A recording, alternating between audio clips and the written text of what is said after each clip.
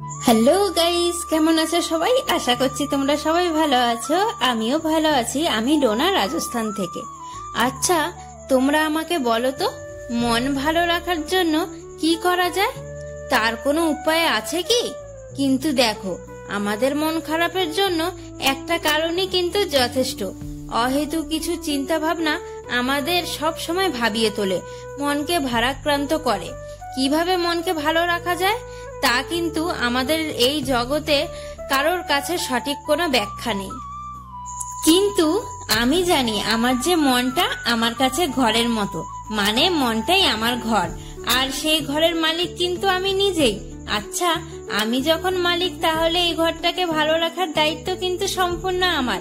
দেখবে মাঝে মধ্যেই ঘরের কোণে ধুলো ময়লা ঝুল জমে থাকলে তখন হয়তো আমরা ঝাড়ু দিয়ে ফেলি। ওই ঝুল ঝাড়ুটাই কিন্তু আমার পরিচ্ছন্ন মনের প্রতীক। ঘরে যেমন ধুলো ময়লা জমে থাকতে দিচ্ছি না, তেমনি মনের সেই ঘরটাতে ধুলো জমতে দিচ্ছি অহেতুক কিছু চিন্তা ভাবনা করে। একটা কথা জানবো, মন বা ঘর যেটাই হোক না কেন, যেখানে যত ধুলো জমতে দেব ততই কিন্তু জমতে থাকবে। তাই অল্পতেই সেটা পরিষ্কার করে ফেলার দায়িত্ব কিন্তু আমার। আর যেটুকু মনের জানালার কোণে জমে আছে ওইটুখানি থাকুক। ওইটুকু ধুলো কিছু মানুষ আমার তোমার সবার জীবনেই থাকে। আর ভালো থাকার উপায় কি জানো? আমি নিজেই।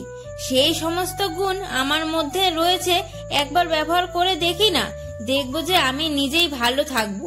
মানুষকে যত ভালোবাসা, সম্মান, আনন্দ, সুখ দেব, তেমন তত সুখ আমার ঝুলিতে আসবে। আমার মন তত পরিষ্কার হবে। দেখবে মনের উদারতা বাড়াতে মানুষকে কিছু দান করলে তোমার কোনো কিছু কমে যাবে না, বরং অনেকটা পাওয়া যায়। যেমন যেটা টাকা পয়সা দিয়ে কেনা যায় না কোনো দিনও। আমরা যারা খুব ভাবনাপ্রবণ মানুষ, তারা হচ্ছে অন্যদের নিয়ে বেশি ভেবে ফেলি।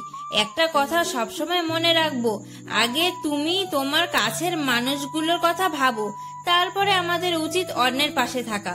অন্যকে দান করার আগে দেখে নিতে হবে নিজের কাছের লোকের কথা। আমাদের চারপাশে এমন অনেক মানুষ আছে যারা মা বাবাকে সময় দেয় না, অথচ সমাজ সেবা করছে। ভালো থাকতে গেলে আমাকে এইগুলো বুঝে শুনে চলতে হবে। অন্যকে আঘাত করে নিজে কখনো ভালো থাকা যায় না। একটা কথা সব সময় মনে রাখতে হবে, সময় কিন্তু খুব চঞ্চল, কখন শেষ হয়ে যাবে জানতেই পারবো না। তাই সময় থাকতে থাকতে নিজেকে বদলে ফেলাটাই উচিত। দেখবো তোমার চারপাশ কিংবা আমার চারপাশ সুন্দরভাবে বদলে গেছে। এটাই হচ্ছে ভালো থাকার উপায়। আর দেখছো তো আমার পাপু কি সুন্দর খেলা করছে দরজায়, একটু ভয় নেই। দেখো, সেদিনকে হাতে কিন্তু চিপা খেয়েছিল, তাও গেছে দরজার ওইখানটায়। ও যখন যেটা করে তখন সেটাই করতে থাকে, ও ভুলে যায় জানো তো ব্যথা পেলে। এখন বাজে রাত 8টা, ওকে খাওয়াতে হবে। খায়নি আজকে বিকেল বেলায়, কি জানি দুদিন ধরে কি হয়েছে, খেতেই চাইছে না। মাঝে মধ্যে খায়, আবার মাঝে মধ্যে খায় না, এরকমই করে।